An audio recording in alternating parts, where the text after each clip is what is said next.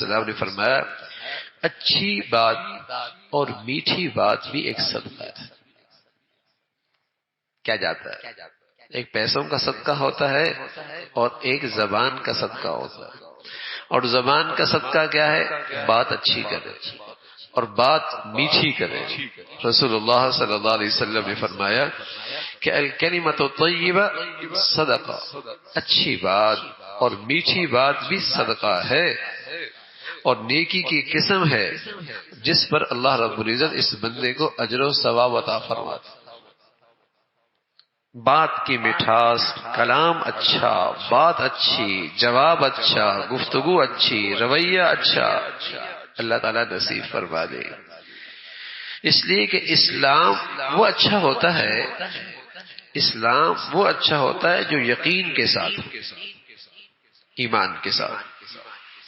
اور ایمان وہ خوبصورت ہو جاتا ہے جو پرہیزگاری اور تقوی کے ساتھ ہے. اور تقوی اور پرہیزگاری وہ اچھی ہوتی ہے جو صحیح علم کے ساتھ. اور صحیح علم وہاں اچھا لگتا ہے جہاں حلم ہو. اور حلم اور حلیم آدمی تب اچھا لگتا ہے جب اس کے اندر رفق اور نرمی ہو.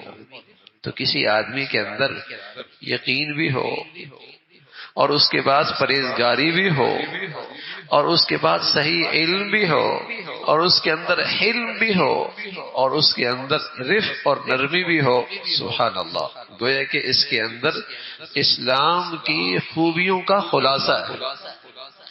ایک مسلمان کی زندگی جیسے ہونی چاہیے اس کا خلاصہ ہے کہ اس کے پاس یقین کی دولت بھی ہے، تقوی اور پرہیزگاری بھی ہے، صحیح علم اور صحیح جسے کہیں کہ علم کا نور بھی ہے اور ساتھ ساتھ حلم بھی ہے اور اس کے اندر نرمی بھی موجود ہے. تو رسول اللہ صلی اللہ علیہ وسلم نے فرمایا نرم بات اور اچھی بات یہ بھی صدقہ ہے اور ایسے ایک شخص کو اللہ کے ہاں اجر و ثواب ملتا ہے.